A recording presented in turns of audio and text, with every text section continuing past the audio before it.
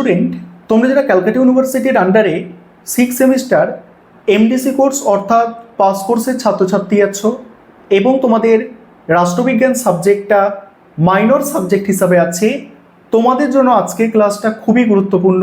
আজকের ক্লাসে তোমাদের 100% কমনযোগ্য সাজেশন নিয়ে আলোচনা করব এবং তোমরা যারা ইংলিশ ভার্সনের স্টুডেন্ট আছো তোমরাও আজকের ক্লাসটা দেখো, কারণ সাজেশনটা তো বাংলায় থাকছে, তার সঙ্গে সঙ্গে ইংলিশেও থাকছে।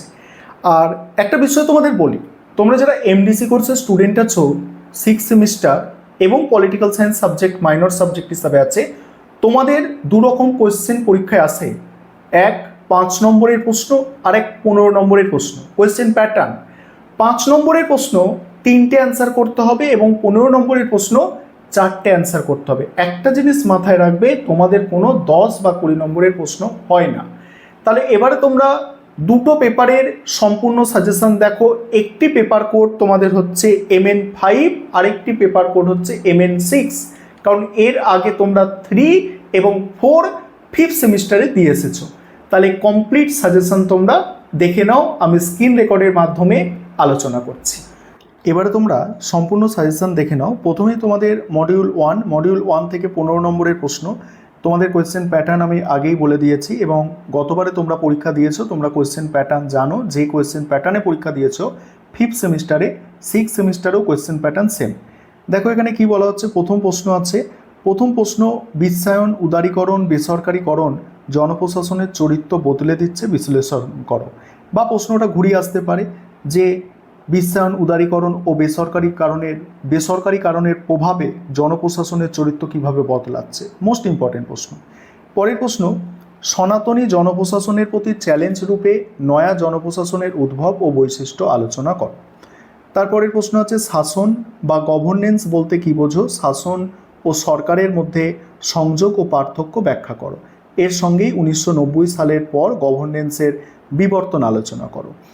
তারপরে প্রশ্ন দেখো, তারপরে প্রশ্ন: তুলনামূলক জনপ্রশাসনে মূল বৈশিষ্ট্য এবং তুলনার গুরুত্ব ব্যাখ্যা করো, জনপ্রশাসনে এর অবদান। নেক্সট আছে জনপ্রশাসনের জননীতি প্রশাসন দ্বিবিভাজন বিতর্কের প্রকৃতি ও গুরুত্ব। এগুলো একটু দেখে নাও, যেগুলো স্টার দেওয়া আছে সেগুলোই আমি বলে যাচ্ছি। স্টার দেওয়া প্রশ্নগুলো সব থেকে গুরুত্বপূর্ণ। এবার 5 নম্বরের প্রশ্ন দেখো, এই মডিউল থেকে জনপ্রশাসনের প্রকৃতি ও পরিধি সংক্ষেপে আলোচনা করো। নেক্সট ভারতীয় পরিস্থিতিতে উন্নয়ন প্রশাসন এর প্রাসঙ্গিকতা। পরের প্রশ্ন: বৈদ্যুতিক প্রশাসন বা গভর্নেন্স এর সুবিধা অসুবিধা আলোচনা করো। তারপরে জনপ্রশাসনের কেন্দ্রীকরণ ও বিকেন্দ্রীকরণের ধারণাগত গুরুত্ব ব্যাখ্যা করো। ঠিক আছে, দেখে নাও। জনপ্রশাসনের কর্মধারা কর্মীবৃন্দের গুরুত্ব ব্যাখ্যা করো। নিয়ন্ত্রণের পরিসর, আদেশের ঐক্য, এইগুলো হচ্ছে তোমরা করতে পারো। এটা সিলেবাসের 3 নম্বর টপিক থেকে আছে, সেটা ব্যাকেটে লিখে দেওয়া আছে। এবারে তোমাদের 2 নম্বর মডিউল থেকে লং প্রশ্ন যেগুলো করবে, সিদ্ধান্ত গ্রহণ বলতে কি বোঝো, প্রশাসনের সিদ্ধান্ত গ্রহণ অপরিহার্য বা মূল চালিকা শক্তি, হারবার্ট সাইমনের তথ্য সহ যুক্তি সহ আলোচনা করো। পরের প্রশ্ন আছে রিক্সের প্রিজমেটিক সালা মডেল জনপ্রশাসনের নতুন বিশ্লেষণ ধারা সূচনা করে ব্যাখ্যা করো। অর্থাৎ রিক্সের মডেল বা রিক্সের প্রিজমেটিক মডেল বা পিজম সদৃশ্য মডেল, এইভাবে প্রশ্ন আসবে। পরের প্রশ্ন আছে ম্যাক্স ওয়েবারের আমলাতন্ত্রের বৈশিষ্ট্য ব্যাখ্যা করো, তার এই দৃষ্টিভঙ্গি কি যান্ত্রিক, আলোচনা করো।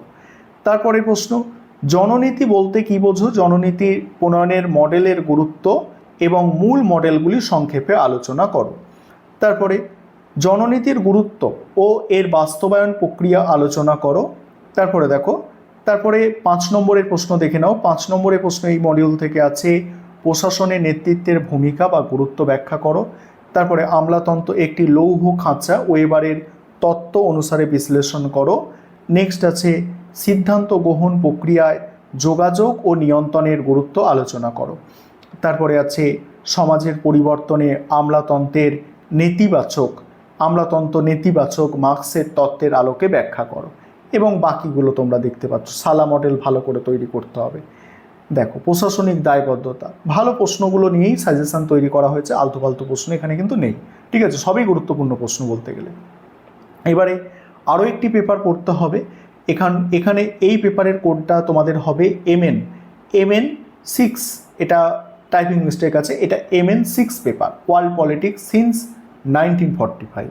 এই পেপারে যে প্রশ্নগুলো তোমাদের তৈরি করতে হবে দেখো 15 নম্বরের মডিউল 1 থেকে।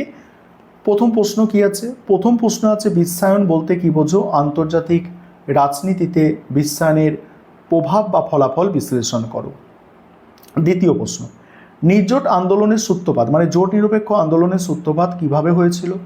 বর্তমান বিশ্বে বা উন্নয়নশীল দেশসমূহের ক্ষেত্রে এই আন্দোলনের ভূমিকা ও প্রাসঙ্গিকতা আলোচনা করো। পরের প্রশ্ন, শীতল যুদ্ধ বা ঠান্ডা যুদ্ধের পরবর্তী সময় বিশ্ব রাজনীতির প্রধান বৈশিষ্ট্যগুলি আলোচনা করো। তারপরে প্রশ্ন, ইউরোপীয় ইউনিয়নের গঠন ও কার্যকারিতা আলোচনা করো। নেক্সট আছে দেখো, বিশ্বায়নের পটভূমিতে বিশ্ব প্রশাসনিক প্রতিষ্ঠান হিসাবে বিশ্ব ব্যাংক, আন্তর্জাতিক মুদ্রা ভাণ্ডার এবং বিশ্ব বাণিজ্য সংস্থার গুরুত্ব ও ভূমিকা আলোচনা করো।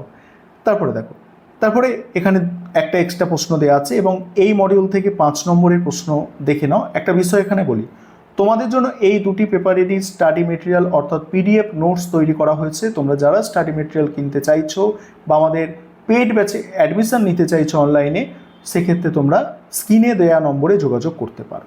এবার 5 নম্বরের প্রশ্ন কি এখানে দেখো, একবিংশ শতাব্দীর আন্তর্জাতিক রাজনীতিতে জোট নিরপেক্ষ আন্দোলন এবং প্যান আফ্রিকাজম এর প্রাসঙ্গিকতা আলোচনা করো। তারপরে প্রশ্ন, ব্রিক্স ও আসিয়ানের ভূমিকা সংক্ষেপে লেখো। তারপরে আছে ইউরোপীয় ইউনিয়নের অর্থনৈতিক ও রাজনৈতিক সংহতিকরণ প্রক্রিয়া আলোচনা করো। নেক্সট আছে দেখো, ইউরোপের রাজনীতিতে ব্রেক্সিটের প্রভাব সংক্ষেপে আলোচনা করো। নেক্সট আছে, কোন ঘটনা প্রবাহের মধ্যে দিয়ে ঠান্ডা যুদ্ধের অবসান হয় তা সংক্ষেপে আলোচনা করো। তারপরে বিশ্ব পরিচালন ব্যবস্থায় বিশ্ব ব্যাংক এবং আন্তর্জাতিক মুদ্রা ভাণ্ডারের ভূমিকা নির্দেশ করো। এবং টিকা হিসাবে এখানে 2-1টা টিকা দেওয়া আছে, সার্ক এবং WTO, এগুলো টিকা হিসাবে দেখবে। এরপরে 2 নম্বর মডিউল থেকে লং প্রশ্ন যেগুলো করবে, প্রথমে দেখো প্রথম প্রশ্ন, স্বাধীন রাষ্ট্র হিসাবে বাংলাদেশের জন্মের ক্ষেত্রে ভারতের ভূমিকা আলোচনা করো। এর সঙ্গেই আছে বর্তমান দক্ষিণ এশিয়ার রাজনীতিতে এই দুই দেশের সম্পর্কের তাৎপর্য ব্যাখ্যা করো। তারপর দেখো, স্থিতিশীল উন্নয়নের প্রসারের ক্ষেত্রে সম্মিলিত জাতিপুঞ্জের ভূমিকা বিশ্লেষণ করো। তারপরে সম্মিলিত জাতিপুঞ্জে মহাসচিবের ক্ষমতা ও কার্যাবলী আলোচনা করো। নেক্সট, ভারত ও শ্রীলঙ্কার পারস্পরিক সম্পর্কের বিবর্তন আলোচনা করো। নেক্সট, শান্তি রক্ষা ও মানবাধিকার রক্ষায় সম্মিলিত জাতিপুঞ্জের ভূমিকা আলোচনা করো। নেক্সট, ভারত পাকিস্তানের সম্পর্ক, সেখানে কাশ্মীর সমস্যা। এবার 5 নম্বরে এখানে যেগুলো আছে দেখো, ভারত নেপালের শান্তি মৈত্রী চুক্তি এর প্রধান বিষয়গুলি উল্লেখ করো। নেক্সট প্রশ্ন আছে দেখো, পরের প্রশ্ন, আন্তর্জাতিক শান্তি ও নিরাপত্তার ক্ষেত্রে নিরাপত্তা পরিষদের ভূমিকা পর্যালোচনা করো।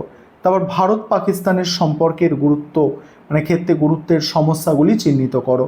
এবং তারপর ভারত বাংলাদেশের সম্পর্ক কি সময় পরীক্ষিত বন্ধু, এটা খুব ইম্পর্টেন্ট। এবং বাকি পোর্শনটা তোমরা দেখে নাও। এবং তোমরা যারা আমাদের পেড ব্যাচে অ্যাডমিশন নিতে চাইছো বা স্টাডি মেটেরিয়াল পারচেস করতে চাইছো, অবশ্যই তোমরা স্ক্রিনে দেওয়া নম্বরে যোগাযোগ করতে পারো।